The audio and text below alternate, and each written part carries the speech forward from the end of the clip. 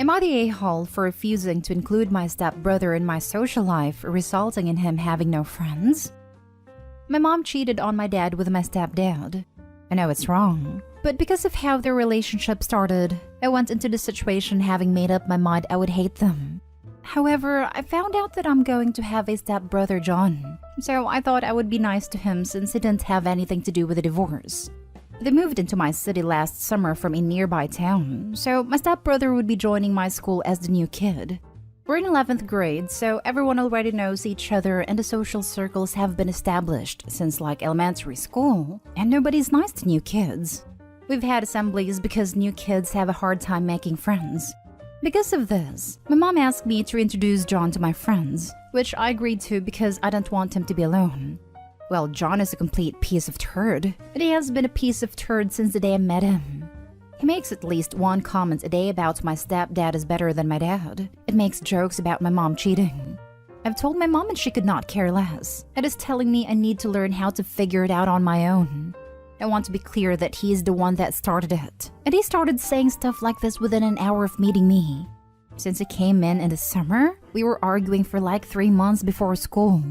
So on the first day, he was expecting that he would follow me around and meet my friends. And I told him to buzz off and figure it out himself. He looked like a deer in headlights because he didn't know anyone. Fast forward to now, almost done with the school year, and I was right. As expected, John has made almost no friends and usually eats lunch alone. We have one class in common and I don't acknowledge him, but he sits in the back and keeps to himself. I guess his dad realized recently that he had no friends, and he asked my mom to talk to me. And my mom asked me if I introduced him to my friends, and I told her that I didn't, because he's been bullying me for over a year for no reason. She got upset and saying John has no friends because of me. Am I the a-hole? Now for the top comments. Not the a-hole at all. He's what, 17? Surely he is capable of seeking out and making his own friends. Beyond the fact that you owe him nothing because it sounds like a total toolbox. Nah, my school is actually really mean. Kids don't talk to anyone that's not in their clique. Unless you've been in my district since you were a little kid, you're not going to make friends. You'll have classmates you're friendly with at best. We've had assemblies about this because parents of new kids have transferred them before because of stuff like this. I knew from the start that if I left him on his own, he would be alone. What an awful school. Not stay home, but as someone who moved around a lot as a kid, that entire culture sounds so freaking toxic. I grew up in a small community and it is 100% this. Even in high school, a lot of the cliques were formed from when you went to elementary school. People did make some friends early in high school, but it was very cliquey and part of the reason was geography. The high school fit in from all the small towns around. So while you went to school with a variety of people, very few actually lived in your town. And if you moved to that town, you had a problem that not only had everyone known each other since kindergarten, a lot of their parents had known each other too. Not stay home. If his father was so concerned about his kid having a social life, he should have thought about that before raising him to be a bully. You are under no obligation to do anything. He isn't your family. He is just the son of the man who ruined your family. I feel a bit bad for John. Who knows what his life was like before they moved, and being yanked out of his school and made to move into another house. He probably needs therapy, but until he does some self-reflection, I think OP should keep his space unless John shows real remorse, not just sad that he is lonely. Next story. Am I the a-hole for naming my daughter the same thing as her half-sister? Last summer, I, 33 female, started sleeping with this guy, 45 male. In December, I found out I was pregnant. And while I'm pro-choice, I decided to keep it. I was already feeling like we were at the beginning of the end relationship-wise. So I said, look, I'm pregnant. I've made this decision, but it's up to you if you want to be involved. And it's okay if you want to bail. I have the resources to do this alone. He said a baby wasn't something he wanted. And I said that's totally fine. I won't even put your name down on a birth certificate. We can treat this like a sperm donor situation. He agreed. After that, he predictably started pulling away and we broke up. 3 months post-breakup, when I was 6.5 months pregnant, this woman DMs me and says, "Hey, were you sleeping with my husband until recently?" It turns out that he had a wife and a 13-year-old daughter. His wife was/is in the process of getting a divorce from him and gathering evidence of what turned out to be a wild amount of infidelity. So she was relatively cordial and believed me when I said I had no clue. Even before we'd broken up, I told him that if it was a girl, I wanted to name her Samantha. Samantha isn't the actual name, but it's a similar long girly name with multiple nicknames. It was my sister's name before she passed away. And even before that, it was a name I loved for aesthetic reasons. We always talked about naming our daughters after one another before she passed. He expressed dislike, but I jokingly but not really said it wasn't really his decision. After everything came out in the open, I found out that the reason he was against the name was because his 13-year-old daughter was named Samantha. Now that everything is out in the open, he said, "So what are you going to name her?" And I said, "What do you mean? I already told you, Samantha." And he said, "You can't do that. That's my other daughter's name." I said that he lost naming privileges a long time ago. And if anyone asked, I was happy to make it clear that I'd been the one to pick the name. I also reminded him that I still wasn't obligating him to be involved in this in any way. And given how he'd lied, I frankly didn't want him to be. But if and when he chose to be involved, I was going to hold him to it and expect child support/visitation/etc. Which from his point of view is not ideal because he doesn't want the responsibility of care. And especially doesn't want the responsibility of child support and asset splitting. Rather, he wants to have his cake and eat it too. I take on all the responsibility. There's no paternity test, a blank father's name on the birth certificate, but he still gets to have opinions, which frankly suits me as well because I don't want to be legally tied to him. But when I told my friend, she said that while he didn't deserve any courtesy, it was an unkind thing to do his 13-year-old. How do you think your daughter is going to feel when she finds she has an older half-sister with the same name? And she will find out. There are currently around 50 comments, and as far as I can tell, this is the only one that mentions how the OP's future daughter might feel in the future. Surely that should be one of the first considerations. It seems like that could be covered by, "It was my late sister's name, who meant a lot to me, and I chose it before I knew about your sperm donor's other family." Right? Tell her early that she's named after her late aunt and her half-sister having the same name is a funny coincidence. Assuming the real name is equally as common as Samantha, she's going to know at least a few at school anyway. Everyone sucks here. You and the father to be exact. Him for the cheating, you for the naming. I know a lot of people are going to say, name your kid whatever you want. But is it really in her best interest? How do you think your daughter is going to feel like when she'll find out she has a sister with the same name? What about her sister? How do you think she's going to feel about having a little sister named like her? Especially as she probably won't get to spend that much time with her with the father they have. For me, it's horrible for both girls. If you name your child Samantha, then your child is never going to have a relationship with her older half-sibling. No one is going to be able to recover enough from finding out that your sister, who your dad had during an affair that caused him and your mom to be divorced, has the same name as you. This is how it will all look from the older Samantha's point of view, and she will not like younger Samantha ever because of it, if she has to share her name with her. So if you intend there to be a sibling relationship, you might want to consider making Samantha a middle name and looking at the meaning of Samantha and finding another name with the same meaning to become the first name. So there's no a-hole here. It's just about what you intend for your child now you know they have a sibling.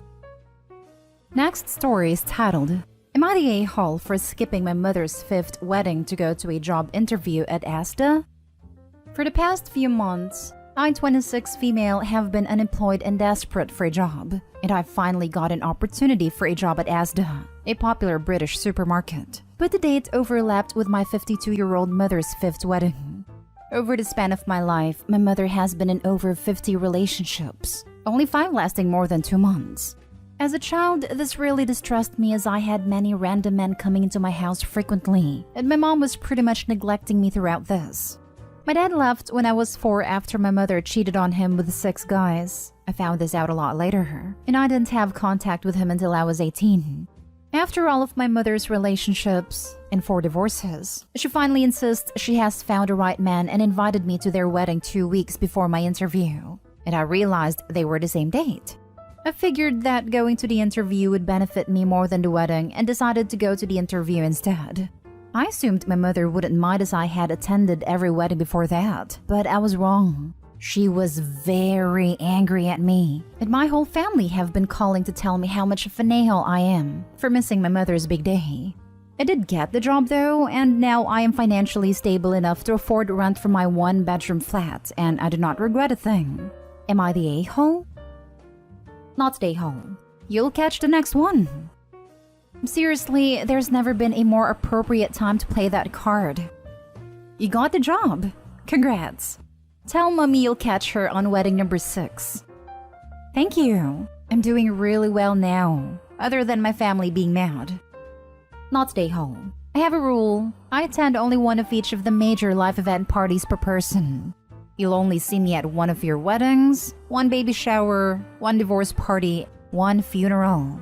All others get an RSVP regrets response. Okay, maybe I'd go to a second funeral because you don't see those every day. You'll be at the second funeral like, y'all sure this time? While poking the body. I love all the snarky comments telling her you'll come to her 6th, but if you need an actually productive thing to tell her, apologize for the unavoidable conflict, just to keep the peace, and tell her you'd love to take her out to dinner / make them dinner to celebrate their 1st anniversary next year, either on the date or near it, if they want that date for something special just for them. But set a price limit if you go out. That could get rough. Not stay home for sure. Last story. Am I the a-hole for not letting my child's mother stay with me? Don't want to get too far into the relationship aspect, so I'll bullet point it. Started dating Kara at 16, married at 22. Me/Kara both 36. Daughter came when we were 23.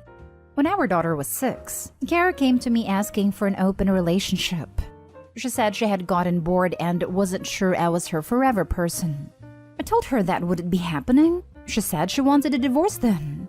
We went through that whole process and we ended up splitting custody. I later learned that she had been talking to other guys before we ever had our talk. So, safe to say, I'm not a huge fan of her anymore. We have no contact outside of pickup times. I typically don't ask my daughter questions about my ex unless it's of vital importance. But I did notice about 5 months ago that Kara had changed pickup locations to an apartment complex. I asked my daughter what happened, as I knew Kara had remarried 4-ish years ago, and my daughter told me that the guy kicked her and her mom out after they divorced. I asked what happened, and my daughter told me that her mom found out she was infertile, and the dude divorced her on the spot. I wasn't too worried about the situation as my daughter appeared fine emotionally. Took her to therapy to make sure, and she wasn't complaining about the apartment. So last week, my ex showed up at my door asking if she could talk to me. She said she had no money after her apartment raised rent. She was struggling to provide for our daughter, and her ex took a lot of her money in the divorce. She was probably gonna get evicted at the end of the month. She asked if she could live with me for a few months till she could save up for a place. I told her absolutely not, and that I'd probably go back to the court and seek a custody alteration, because I'm not gonna have my daughter in an unstable environment. My ex told me that won't happen, and she'll fight that in court.